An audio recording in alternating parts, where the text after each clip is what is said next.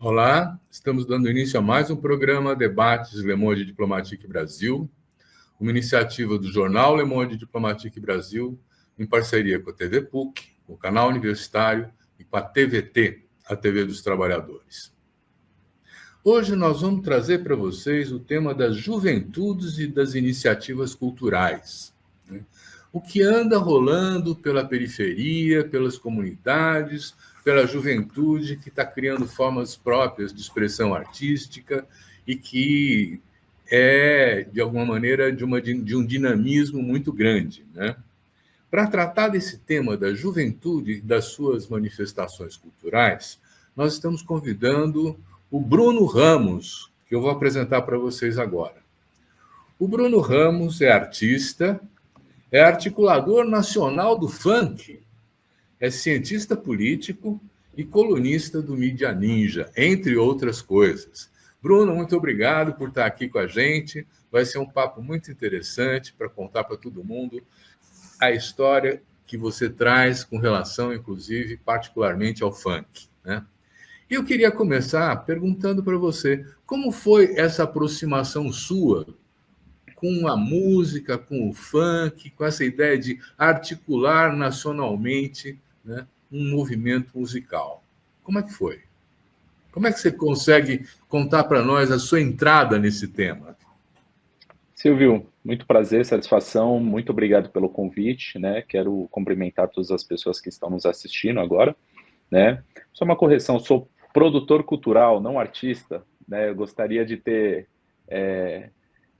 ser iluminado para poder abrilhantar os jovens com belas canções, poesias, né? Mas criado na periferia de São Paulo, a gente acaba sendo arteiro de toda forma, né? Até pelas questões que eu busquei ao longo da minha vida, nessa experiência de 20 anos dentro do movimento funk, né? O movimento funk ele chega na minha vida como de forma musical, como na maioria dos jovens das periferias.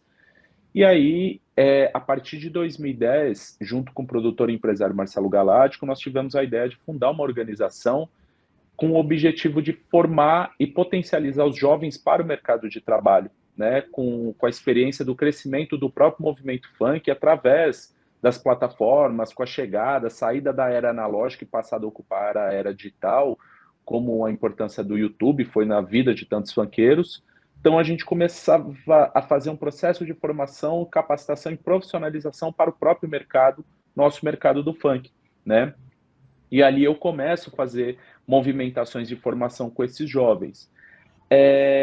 Aonde foi essa virada foi muito depois do assassinato de um amigo meu, né? Era morador da mesma comunidade que eu, lá na comunidade da favela do Pira, na Penha, zona leste de São Paulo, que era o MC da Leste, né? Depois do assassinato dele no dia 7/7 de 2013, que pude perceber a necessidade da gente começar a se organizar e se movimentar como movimento. Não tinha uma ideia muito de articular politicamente, que ainda era muito mais um processo experimental da organização Liga do Funk, né?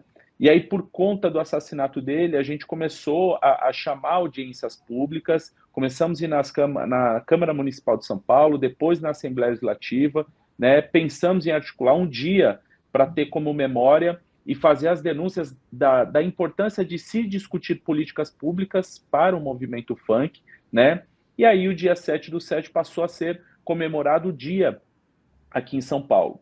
Por conta dessas movimentações, eu tive o privilégio de me tornar conselheiro nacional de juventude, né? E ali foi uma grande escola, a importância de eu começar a entender a importância dessas articulações e pedir políticas públicas, como funciona, né, essas partes institucionais, políticas e de representação da sociedade civil.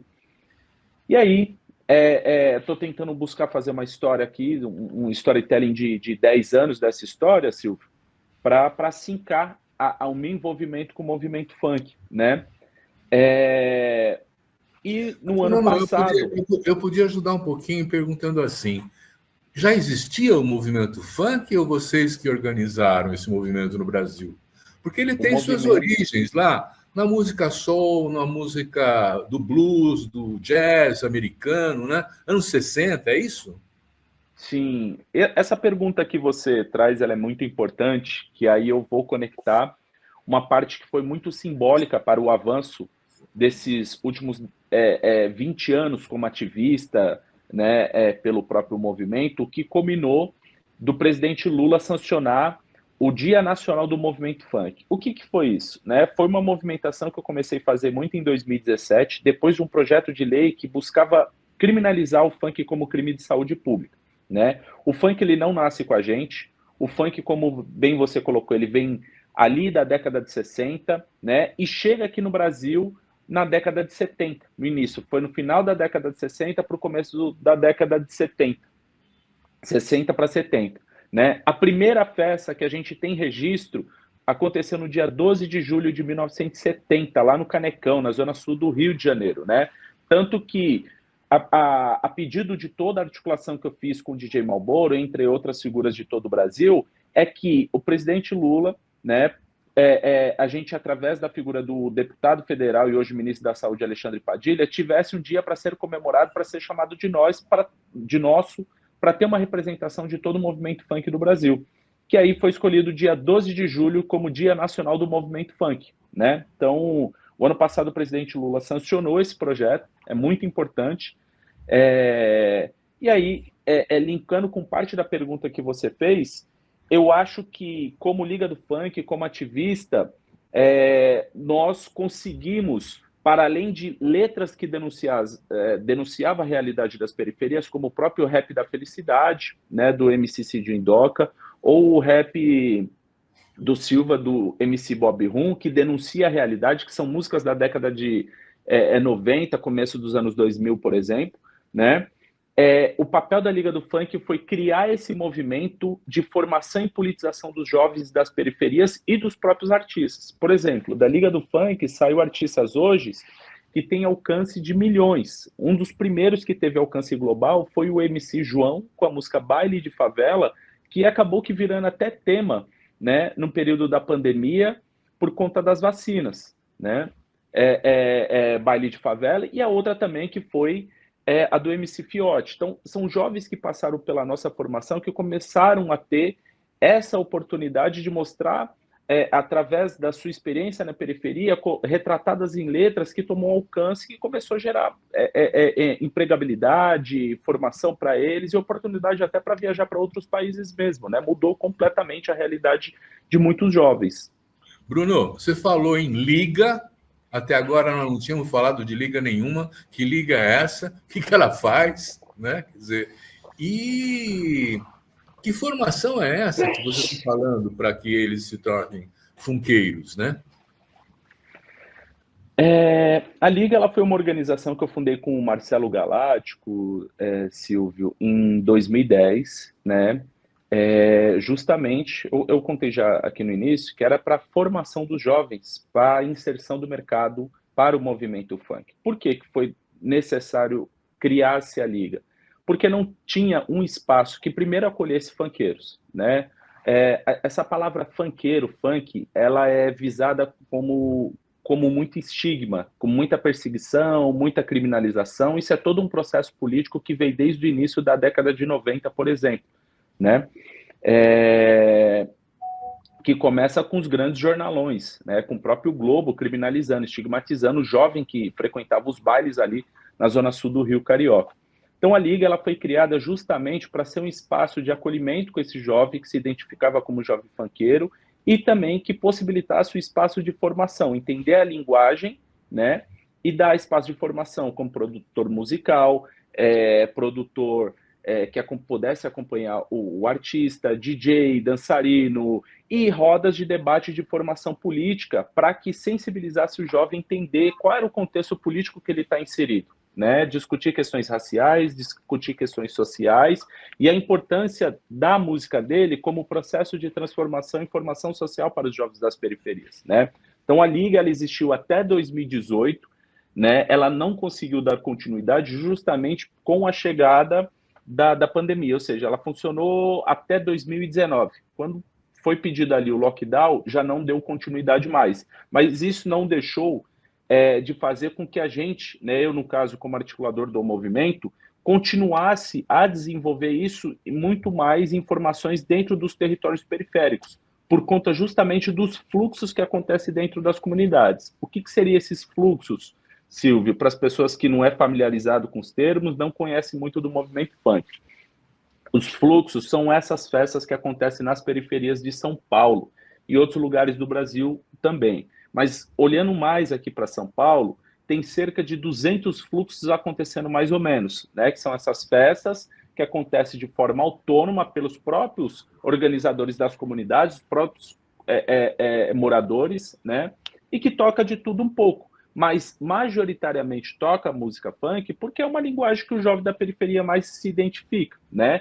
Que é considerado hoje politicamente, popularmente, até negativamente, como os pancadões, né? Que a gente tem relatos que vira e mexe a polícia está invadindo esses bailes para tentar desarticular esses bailes, né? Um dos mais emblemáticos que aconteceu foi o assassinato dos 9 jovens que aconteceu lá no Fluxo da 17, na comunidade de Paraisópolis, né? Que era dito como um baile funk acontecendo de forma irregular, e a polícia chegou para desarticular por volta das 3 horas da manhã, no dia 1º de dezembro de 2019, que culminou na morte de 9 jovens. Então, o trabalho que eu faço hoje com vários outros articuladores, pontualmente em outros estados, essas formações e a cobrança por parte do Estado para que se pense em políticas públicas que a gente possa dar direcionamento. O grande exemplo foi isso que a Liga fez, né? Um espaço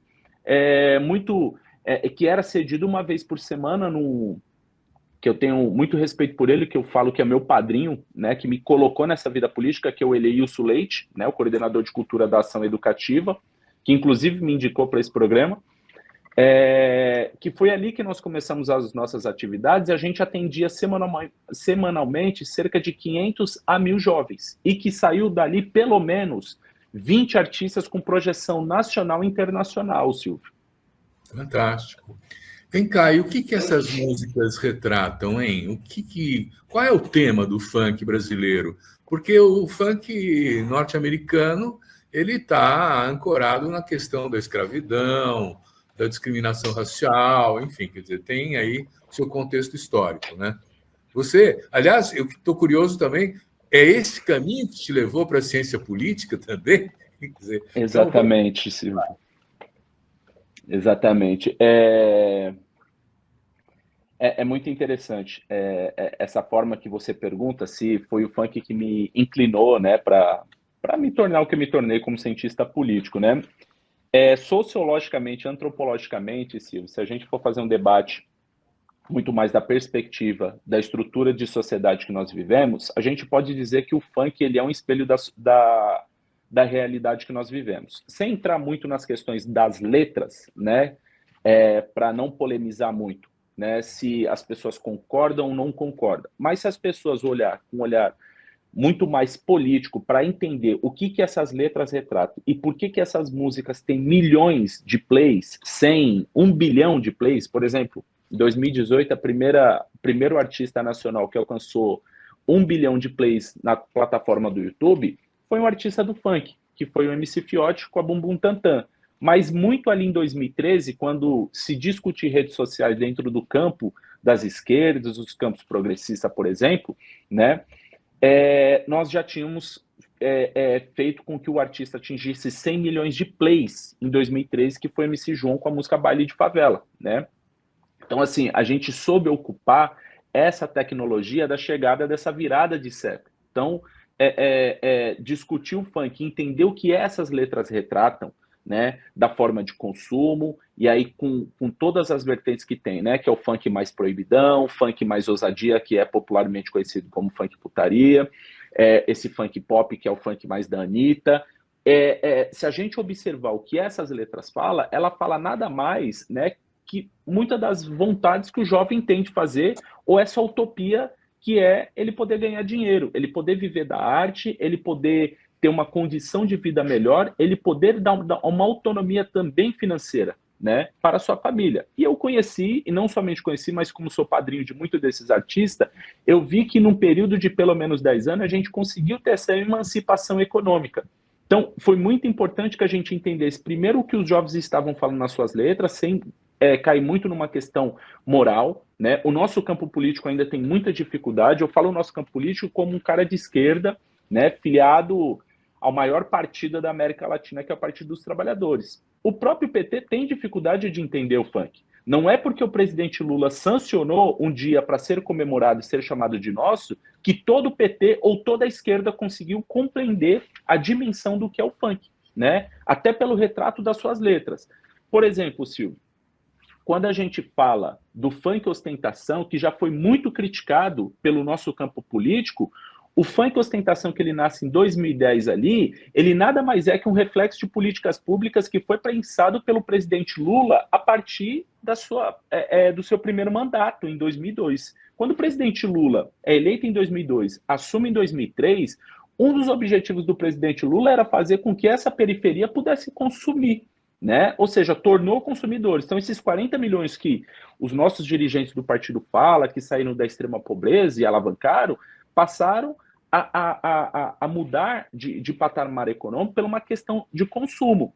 Esses jovens das periferias, né, que passaram a acessar essas políticas públicas muito mais pelo viés do consumo, né, e que não foram politizados também, eles começaram a retratar sua realidade, que a sua importância de vida era muito mais pautado naquilo que ele usa, ou uma marca de roupa que ele está portando, ou um carro que ele está dirigindo, ou aquilo que ele, nos finais de semana, pode celebrar com seus amigos, né? Pela uma bebida, enfim. Então, assim, o funk ostentação, ele nasce justamente por reflexos políticos. Hoje a gente está falando muito mais de uma autonomia de internacionalização, justamente acompanhando, seja de forma consciente ou não, o que essa tendência de juventude tem buscado, né? Que é essa ampliação através das plataformas digitais, né? Como o próprio K-pop lá na Coreia do Sul influencia muito nós aqui, e a gente acredita que tem influenciado outras culturas ao longo do globo, né? Muito bom. Nós vamos fazer um pequeno intervalo e já voltamos, tá?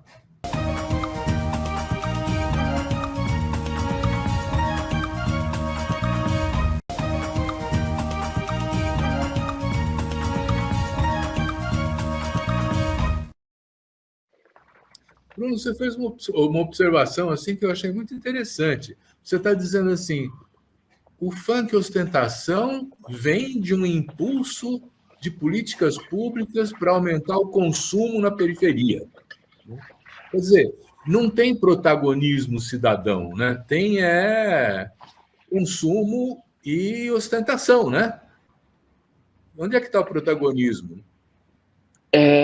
O protagonismo é pela própria autonomia do jovem, ele poder consumir aquilo que... É muito interessante isso, Silvio, porque assim, o presidente Lula sempre fala assim, ó, nós queremos mais. Desde o Lula 1 até o Lula 3 hoje, nas eleições, ele estava falando de retomar. São palavras simples, mas a gente vê o impacto diretamente na vida do trabalhador. Né? Desde poder comer a picanha dele no final de semana, desde poder beber a cervejinha dele, desde ele ter a condição de dirigir o carro dele, melhorar a casa dele. Ou seja, muito desse discurso do presidente Lula nesses pelo menos 40 anos, a gente viu que a vontade da pessoa, né, do trabalhador que está ali na periferia, era poder melhorar principalmente a sua vida da porta da sua casa para dentro. Da porta da sua casa para fora, existe ainda muito essa negligência do Estado, né? Essa ausência de políticas públicas efetiva. Foi com a gestão do PT que isso pôde proporcionar, por exemplo, as políticas de cotas. Quando esses jovens das periferias começam a acessar a universidade, começam a acessar outros lugares que foram negados para ele historicamente, isso também é refletido dentro das suas letras, como o próprio funk ostentação, de você querer cada vez mais. Sempre o presidente Lula, ele está falando de querer cada vez mais, né? Esse crescimento da periferia, ele aconteceu de forma desorganizada. Quando eu falo de forma desorganizada, é que fez com que o jovem da periferia, né, o pobre mesmo, ele tivesse acesso ao consumo, mas um acesso ao consumo de forma irresponsável. O funk ostentação, ele nasce dessa forma também de, como eu posso dizer, um abuso excessivo do consumo. A roupa é mais importante, o carro que ele anda é mais importante, o iPhone que ele tem é mais importante, né? Então, quando eu falo que essa forma irresponsável é porque ele não foi politizado. Então, esse acompanhamento do funk ostentação, combinado com as políticas públicas, ele precisaria estar entrelaçado de mão dada mesmo, né? Porque a gente tem orgulho do caminho que a nossa vida seguiu, né? Que nós queremos mais, podemos acessar a universidade, a gente tem uma condição de vida melhor, né? Porém, a gente sente que bateu no teto. Só que o próprio movimento funk, diferente de outros movimentos musicais que vêm das periferias, a gente aprendeu a se organizar comercialmente, né? Tanto que os empresários hoje do funk, eles recebem assim, né? Tem condições, os próprios MCs de carro importado. Tem hoje artista que veio da periferia andando com carro de 4 milhões, por exemplo, Silvio. Esse é o sonho que eu quero? Essa é a utopia que eu quero para o jovem da periferia? Não, mas isso é o que está acontecendo realmente de fato. E por que o movimento funk ele tem tido esse crescimento? Justamente porque, através das letras, através do estilo de vida que esses artistas têm propagado na cabeça dos jovens, é que eles estão apresentando um estilo de vida que era muito distante de uma realidade que o jovem da periferia poderia ter. Hoje a gente está discutindo outras formas de crescimento, enquanto está se discutindo formas do prático básico que a periferia gostaria de ter. Hoje a periferia de ter, ela está discutindo outras utopias, e que às vezes, no debate político, na sociologia, não consegue acompanhar a velocidade, né, que isso foi proporcionado através das mídias sociais. Eu queria tocar um ponto que eu acho delicado, sabe? As músicas do funk e a imagem da mulher, né? Há muitas críticas dizendo que o funk coisifica a mulher, né? Como é que você vê isso? Eu vejo... Primeiro que assim, quando parte do debate ele só se dá por conta dessas questões, eu acho que ele fica muito raso e superficial, Silvio. Né? Eu costumo dizer que as pessoas geralmente fazem a crítica do funk a partir daquilo que ela está consumindo somente do próprio funk. Se as pessoas estão ouvindo só letras que está coisificando, né, que são letras machistas, objetificando, isso tem muito mais a ver com o tipo de conteúdo que essa pessoa está procurando do que entender o movimento funk na sua totalidade. O funk hoje ele discute muitas coisas, discute violência policial, discute a ausência de políticas públicas, faz crítica a grandes políticos corruptos, faz vários tipos de críticas, né, até do próprio crime organizado, como que ele se movimenta dentro das periferias. Então o funk ele não só coisifica, né, tem essas letras sim, é um problema, mas achar que é só o movimento funk que faz isso é quase que jogar, né, uma fala clássica da esquerda é jogar a água do banho com o bebê fora, né? A gente teria que olhar para toda a indústria do entretenimento, né? O que é essas mídias hegemônicas, né, que tem alvará de funcionamento, que fez uma formação educacional a partir da base de pornografia, pornochanchada mesmo, né, nos últimos 50 anos. Eu estou falando de Globo, Record, SBT, de todos os tipos de conteúdo que chegava dentro das nossas casas sem pedir licença. Entre outras músicas de outros movimentos. Se eu for me aprofundar um pouco mais nisso, é capaz de eu chegar em letras do próprio Chico Buarque ou do próprio Caetano Veloso, objetificando mulher, letras machistas, por exemplo, e que pouco foram criticados, né? Se foram criticados, foi criticado de uma forma invernizada.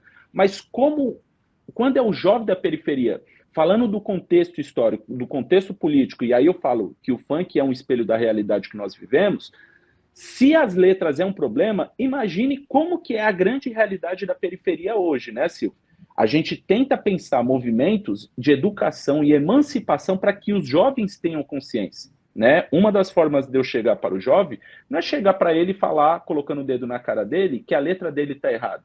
Eu quero elucidar os problemas que a letra dele traz para a sociedade, né? Para ele como homem, para ele que tem a mãe, tem a companheira, tem um companheiro, enfim, né? A forma de sociedade. Então, às vezes, nos meus espaços de formação e debate com eles, eu explico determinado esse tipo de letra, como que aquilo pode ser um problema para a vida dele mesmo como artista, né? Então, é um debate profundo que a gente começou a fazer nesse período, que a gente avançou muito, mas ainda precisa um debate. Ou seja, a gente está falando de um problema estrutural institucional. A gente está falando de um racismo estrutural institucional, a gente está falando de um machismo estrutural institucional, como se dentro das próprias espaços políticos a gente não tivesse esse problema de machismo, né? De mulheres serem silenciadas, de mulheres serem excluídas, né? Ou dentro das nossas casas, mesmo nós, homens héteros, no meu caso eu, né? Eu também tenho os meus problemas. Eu sou cientista político, tenho bagagem política de formação. Isso não quer dizer que eu também não reproduzo determinados comportamentos que não seja reprimindo as suas, ou melhor, seja negativo como um padrão de comportamento masculino. Porque a gente está discutindo um problema que ele é estrutural e institucional. Mesmo consciente, a gente reproduz muito desses comportamentos. Mesmo dentro das próprias esquerdas, né, dentro dos espaços políticos, a gente tem esses problemas. Ou seja, o problema não é do funk, o problema é da sociedade, e que o funk ele já está atento a querer discutir esses problemas e retratar de forma consciente em suas letras. Perfeito. Bruno, eu achei excelente a sua resposta. E eu fico perguntando assim, esse tipo de comunicação está chegando a milhões, como você disse, né? Quer dizer, tem adeptos, tem seguidores, tem 200 espaços de funk em São Paulo, é isso? Quer dizer, como é que você vê o engajamento da juventude nesse funk? Tem outras coisas que competem com o funk? Olha, Silvio, eu vou ser. As pessoas às vezes acham que eu sou otimista demais. É que você falou assim de milhões, eu posso arriscar dizer que são bilhões. Por exemplo, hoje os dois maiores canais de divulgação de funk no país, ou melhor, os dois maiores canais de divulgação de música no país são do movimento funk. O primeiro deles é o da Condzilla, com cerca de 63 milhões de inscritos no canal do YouTube. E o segundo é o da GR6 Explode, né, onde eu trabalhei durante 3 anos como diretor de Relações Públicas e Governamentais. Fiquei na GR6 como diretor até dezembro do ano passado e tem 43 milhões de inscritos no canal. Por exemplo, no canal da GR6, o último levantamento que o canal mostrou é que teve, né, só no canal, cerca de 27 bilhões de plays. 27 bilhões. Vou repetir mais uma vez, 27 bilhões. É quase que 6 vezes e meia a população do planeta ter entrado nessa plataforma e ter consumido algum tipo de conteúdo, né? Então a gente está falando de um movimento que é gigantesco. Quando eu linko a esse alcance que nós temos de forma global, ô Silvio, eu olho por uma coisa que eu discuto muito e que eu tenho muita preocupação, que é a própria juventude no Brasil. Enquanto conselheiro, até 2020, né, ali, eu tenho dados, memória de dados, que até 2018, a população, a gente estava passando pelo período da janela demográfica, né, ou seja, o bônus demográfico do Brasil. A nossa população ali, de jovens, era de 52 milhões e meio de jovens, ou seja, 1/4 da população do Brasil. Qual que é a minha preocupação, Silvio? Hoje, no ano de 2025, reduziu essa população jovem, né? Os países ditos de primeiro mundo, como a própria Inglaterra, como o próprio Japão, que conseguiram se desenvolver em cima dessa janela demográfica, eles pensaram políticas públicas efetivas para a sua população, a própria Coreia do Sul, né? E esses países eles conseguiram dar o salto. O Brasil, hoje, no ano de 2025, a gente reduziu o número da população entre 15 a 29 anos de idade de 52 milhões e meio para 48 milhões e meio. Qual que é o problema disso? Em 20 e 30 anos, a população do nosso país vai ser velha. O maior problema disso não é ter uma população velha, é ter uma população velha empobrecida. Se a gente não olhar para questões de políticas públicas que nós podemos fazer para salvar realmente, de fato, né, essa juventude, dar mais empregabilidade, mais formação para ela, mais direcionamento, tornar mais um país que tenha capacidade de indústria, de exportar as coisas, a gente vai perder uma oportunidade muito importante do nosso país.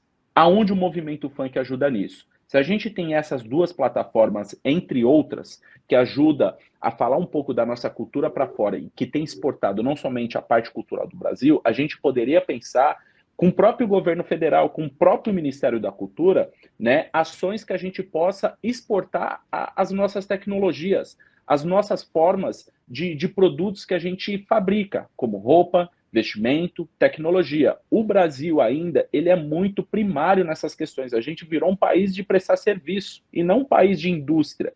Se a gente aproveita esse capital, que é o que eu tenho discutido, inclusive nos meus debates acadêmicos, que é o funk como emancipação econômica, que é o funk sendo utilizado como soft power.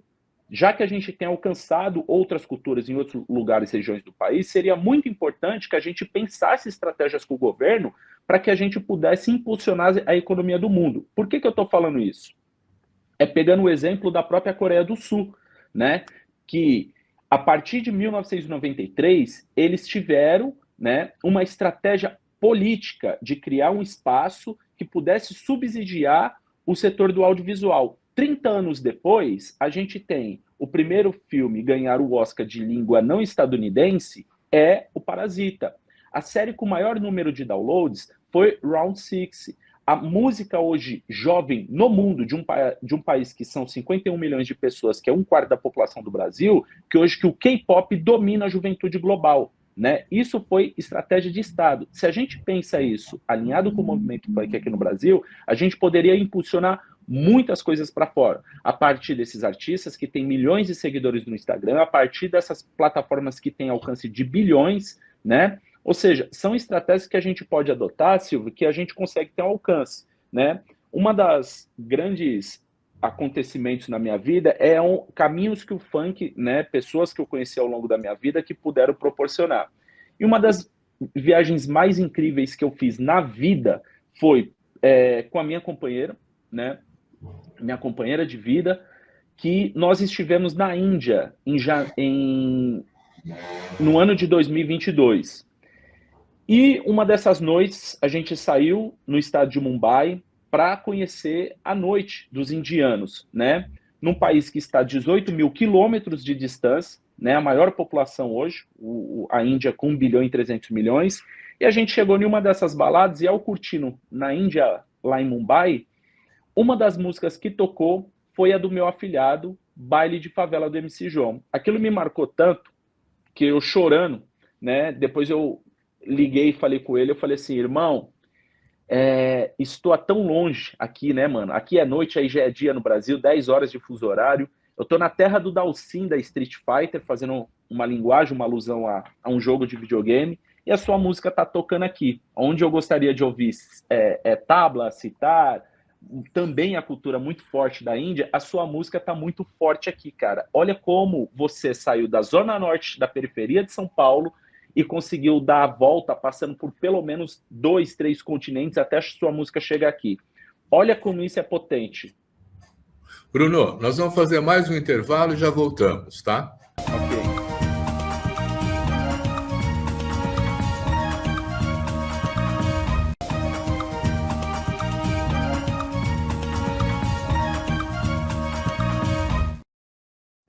Eu estou entre os ignorantes que não sabiam a dimensão do funk. Eu tô impressionado. Quer dizer, como é que no mundo se adota uma música que as pessoas não conseguem entender a letra? Como é que você me explica isso? E de volta, quer dizer, o que o Brasil absorve do funk internacional também, né? Esse funk internacional, ele chega muito na figura do James Brown, né? Ali nos ritmos black, na década de 70. A gente bebeu muito nessa fonte, só que hoje a gente tem o nosso estilo próprio, né? O próprio DJ Malboro, ele nos ajudou, a partir dos beats, das criações de letra, a brasileirar esse funk, né? Hoje, o funk brasileiro, ele é muito mais forte que o próprio funk estadunidense, sem tirar a importância que o funk estadunidense teve nas nossas vidas, né? Mas hoje o funk, essa potência, né? Saiu inclusive uma entrevista no The Economist, que o funk ele é uma tendência global, né? A partir da figura da própria Anitta, né? Então, o funk nos próximos 10 anos, ele vai ter um alcance muito maior. Outro movimento que teria esse alcance nacional seria o próprio sertanejo. Só que o sertanejo, né, ele é uma cultura de um celeiro muito, como eu posso dizer, limitado, né? O sertanejo provavelmente, ou melhor, quando ele sai do Brasil, geralmente ele vai para países de língua portuguesa, no caso, no máximo, Portugal ou Angola. O funk ele tem essa capacidade internacional justamente por conta do ritmo, por conta das batidas, né? Talvez a gente só não consegue ter um alcance muito mais forte como o próprio hip hop estadunidense por conta da limitação da língua, que é um dos caminhos que a gente tem falado para os artistas começarem a falar outra língua, né? A língua inglesa é a língua que tem a dominação, inclusive a articulação, é a língua utilizada para negócios internacionais. Se os brasileiros, os artistas brasileiros começarem a fazer letras, né, internacional para ter esse alcance, que é muito o que a Anitta tem feito, a gente consegue ter uma globalização do próprio movimento. E aí eu estou te falando, Silvio, de um movimento que ainda é lido como movimento periférico, né? As pessoas ainda têm dificuldade de entender os milhões de reais, até bilhões, eu posso falar, que o funk já está gerando, né? Tem artistas muito ricos, tem empresários muito ricos, né? E aí a gente não tem apoio ainda por parte do Estado de investir em base de formação nesse território. Quando eu falo em processo de formação por parte do Estado no território, isso ajuda também a moldar o estilo de vida deles e a ter senso crítico das letras. Essa que você me perguntou, dessas letras ditas problemáticas, que objetificam. Se a gente abre espaços de formação no Brasil, a gente pode pensar, né, que não somente as letras ela pode ter um caminho diferenciado, mas outras formas de pensamento e profissões podem surgir e nascer dentro do próprio movimento funk. Por exemplo, se a gente está falando de um movimento que ele tem alcance global, por que a gente não começa a pensar também outros tipos de formação para além de MCs, DJs, dançarinos, produtores, iluminadores e técnicos de som? A gente gostaria também de influenciar na formação desses jovens, para que os próximos jovens eles começam a ter autoestima de ser funkeiros, mas que eles vão estudar, por exemplo, engenharia, para que a gente, utopicamente, consiga ter o nosso próprio Vale do Silício com o alcance que nós temos. Imagina uma plataforma, né, de streaming ou de divulgação dessas músicas que seja pensado por jovens engenheiros daqui do Brasil, para a gente começar a disseminar a nossa cultura para fora, a gente ter a nossa plataforma de comunicação para fora, né? Isso já é falado, né, dentro dos espaços do campo político, que discute software, se discute plataforma, mas é tudo utópico, né? Seria bom se nós tivéssemos.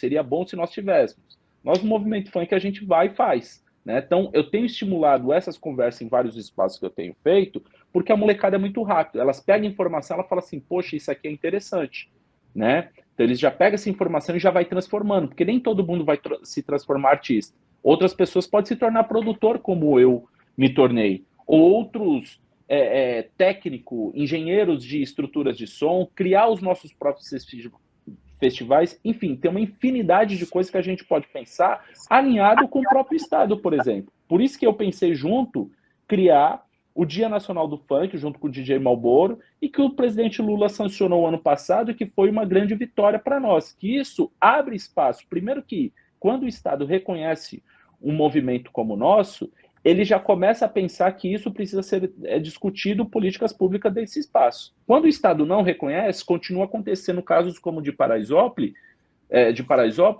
que passado todos esses anos ainda não tem uma solução, não foi finalizado o processo, né? Policiais foram afastados, enfim, né? Sem entrar muito nessas questões.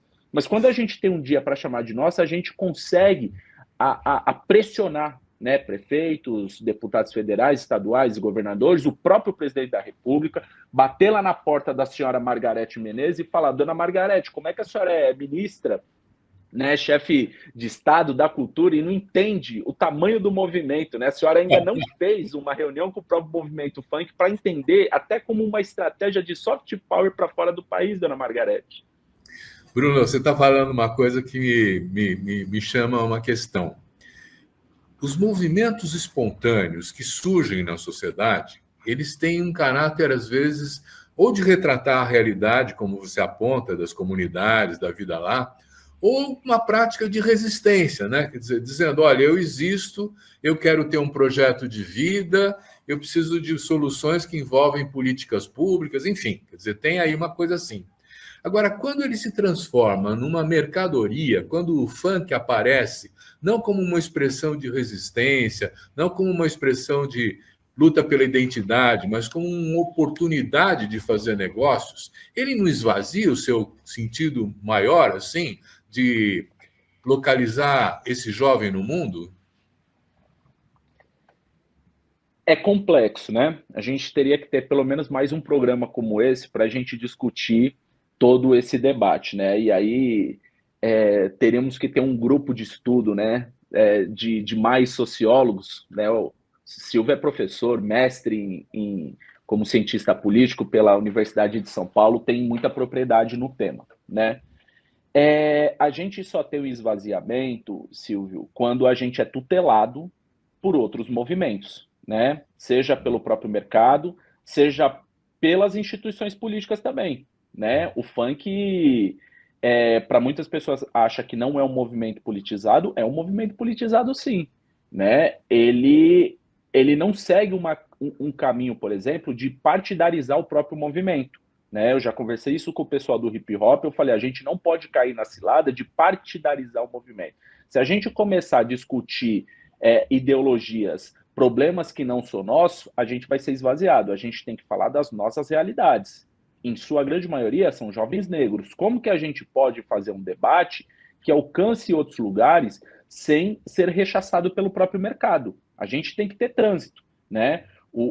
Eu digo que o próprio movimento funk, ele é suprapartidário. Tem todo tipo de pensamento dentro do movimento funk. O meu lugar como articulador nacional do movimento funk é tentar influenciar no sentido de provocação de pensamento, né? Somos jovens vindo das periferias, muitos que ascenderam economicamente, socialmente. Qual é o caminho que nós levamos, né? Como que a gente pode ajudar outros a tomar um caminho de consciência melhor como o nosso, né? Mas o meu intuito não é fazer que o movimento funk hegemonicamente ele é um movimento de esquerda. Não, tem gente de direita que consome o próprio movimento funk. Qual que é o meu lugar? Eu tenho que respeitar esse cara, eu tenho que entender por que a nossa música chegou dentro da casa dele. Né, o que ele se identifica. A partir da música, o que retrata a vida do playboy também? Não é só mais um movimento de periferia. Há 20 anos atrás, a gente poderia falar que o funk era majoritariamente um movimento vindo da periferia, ou melhor, de periféricos. Hoje não, o funk ele é do Brasil, ele é da sociedade, ele é do jovem da periferia, ele é do jovem de classe média altíssima. Né? As festas de debutante que às vezes a gente vai acompanhar os nossos artistas são jovens que assim, nem tem ideia que o Brasil tem periferia, por exemplo, né? Shows para fora do país. Eu posso ter assim uma visão equivocada, mas eu vejo majoritariamente os protagonistas do funk como negros e como homens. Não tem tanta mulher assim, apesar de você ter referido a Anitta, né? É assim mesmo? É dos negros e dos jovens homens? Sim, é dos homens. Tem pessoas, Silvio, que acham que o funk. Uma questão de embranquecimento, né? Geralmente as pessoas falam assim: Bruno, o funk ele não embranqueceu. Eu falo assim: embranqueceu. Me explica o que é embranquecer. É só pelo fato de estar ganhando dinheiro? Aí vocês acham que é embranquecer por essas questões? Como se isso fosse negado para nós? Que se a gente for entrar nesse debate, a gente tem N fatores para discutir o que é embranquecimento ou não. Mas sim, é majoritariamente de homens pretos das periferias. Majoritariamente assim, né? Os empresários são homens, pelo menos todos que eu conheço, os principais, Rodrigo Oliveira da GR6, Conrad Dantas da Condizila, Rato da Love Funk, todos eles vieram da periferia, são homens, né? Quem tem mais protagonismo internacional é a própria Anitta e a Ludmilla, mas majoritariamente é um movimento composto por homens, né? E isso aí é mais uma vez o problema que eu vou trazer, não para justificar, mas para explicar o contexto histórico que nós estamos vivendo. É uma sociedade extremamente machista, né? E que pensa muito no protagonismo do homem. Então, se a gente está falando de um problema de machismo estrutural institucional, é necessário também que a gente passe a discutir cada vez mais dentro dessas próprias produtoras o protagonismo das mulheres. Tem poucas mulheres, muito poucas. A gente precisa de mais Anitta, mais MC Drica, mais MC Mari, mais Ludmilla, mais MC Tá, mais Tati Quebra-Barraco, mais Valesca Popozuda, mais MC Pocahontas. As poucas mulheres que têm, elas têm protagonismo. E as outras tantas que têm, que não têm esse protagonismo? A gente precisa criar caminhos que também, né, tenham um espaço de consciência. Ou fazer com que mais mulheres, como a própria, uma das empresárias que eu admiro muito, que é a própria Camila Fialho. É uma empresária do Rio de Janeiro que ela criou, né, a sua plataforma e que ela tem potencializado muito. Se a gente tem mais empresárias mulheres, talvez elas comecem a pensar também. Se deixar só por conta dos homens pensar, os homens vão pensar a partir daquilo que ele tem como formação. Eu estou te falando de homens que não têm essa formação de consciência que o mercado é majoritariamente machista, tá? Se a gente vê as próprias produtoras, ou melhor, as gravadoras, né? Uma Sony, a Universal, né? Esses grandes plays do mercado, majoritariamente também é ocupado por homens, Silvio. Ou seja, o mercado ele é muito masculino, né? O mercado da música ele é muito masculino. Temos a Leila, que, se eu não me engano, é da Warner, né? A primeira presidente mulher. Temos a Cris Falcão, que é de uma grande distribuidora, que é a Virgin, né? Que é uma plataforma internacional. São essas duas grandes mulheres que a gente tem como mercado da música, né, que é referência. Fora essas duas figuras, como a Leila e a própria Cris Falcão, o restante é todos majoritariamente masculino. Ou seja, o próprio funk ele também vai se adequando à regra global do mercado, né? Então a gente precisa encontrar caminhos.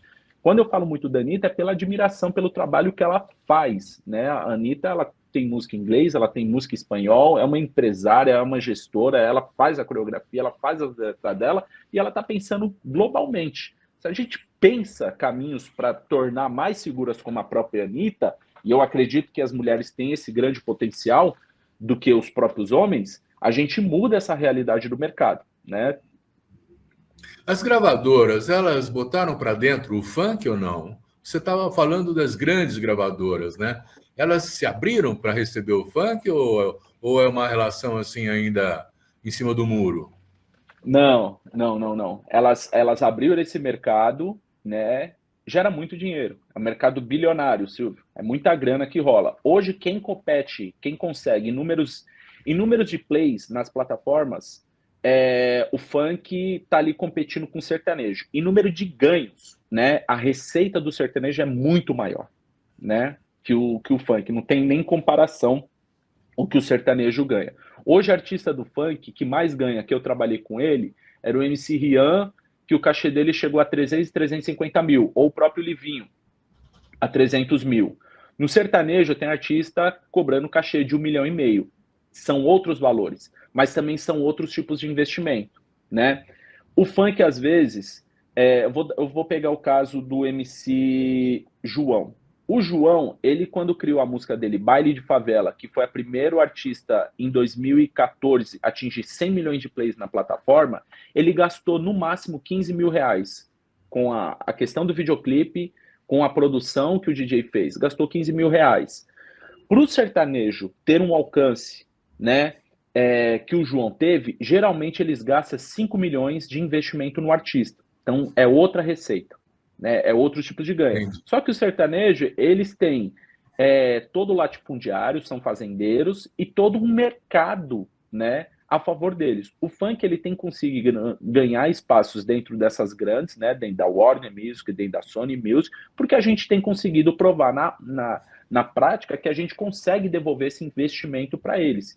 E, para além disso, o alcance global por conta das plataformas que tem. O YouTube foi muito importante. Com a chegada do YouTube na vida do funkeiro hoje, a gente já não ficou mais refém das mídias tradicionais, como rádio e TV.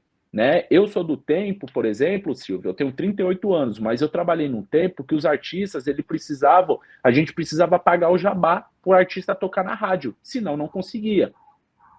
Hoje a gente não depende mais dessas rádios ou dessas mídias tradicionais. Hoje a internet ela dá um alcance para a gente sem criar esse monopólio de distribuição de comunicação, né, cultural que o Brasil esse grande celeiro. né? Ou era na televisão, ou era nas rádios. Bruno, nós estamos chegando no final do papo, viu? Passa rápido, porque o papo fica interessante, né? Nós vamos fazer um intervalo e depois eu vou querer que você conte os seus sonhos. Para onde você está olhando hoje, o que você gostaria que acontecesse, tá bom? Vamos ao último intervalo.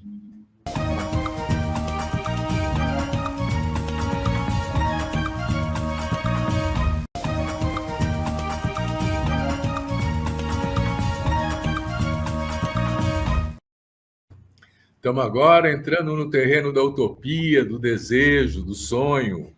Bruno, qual é o seu sonho como responsável articulador do funk nacional? Silvio, primeiro que assim, alguém que nasce na periferia, filho de diarista, nascido e criado na periferia de São Paulo, eu não achei que eu pudesse viver aquilo que nem era sonho para mim, né? Então a gente precisa continuar estimulando os sonhos dos jovens, não somente estimular, mas investir no sonho dos nossos jovens, né?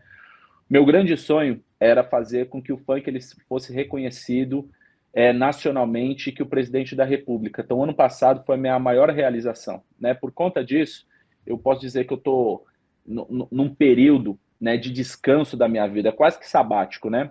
De descansando. Estou fora das redes, estou fora de tudo, descansando e estudando para pensar os próximos 10 anos que o movimento funk ele vai discutir. Então, eu já tenho feito estudos como Funk Soft Power.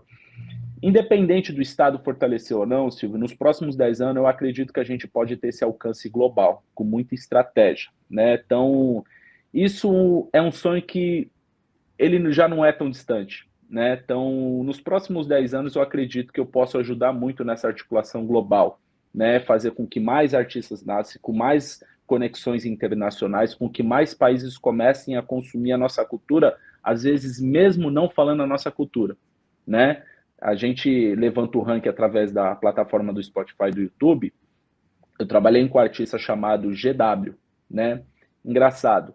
Agora, nesse período da guerra da Ucrânia, né, e toda essa parafernália de geopolítica que está se discutindo, o artista com maior número de plays na Ucrânia foi esse artista que eu trabalhei. Como é que um país com guerra, né, um país com guerra, a música que mais está sendo consumida naquele país é a música de um artista brasileiro chamado MC GW, né? Então, eu acredito nesse caminho que esses próximos 10 anos a gente consegue ter essa dominar globalmente, seguir talvez o caminho que o K-pop fez, com muito incentivo do Estado.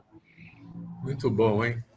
Bom, eu quero agradecer muito ao Bruno Ramos por esse papo excelente que ajudou a esclarecer muito esse mundo do funk e essa relação com a sociedade que a gente vive. E agradecer a você também que nos assiste, dizendo obrigado, semana que vem tem mais.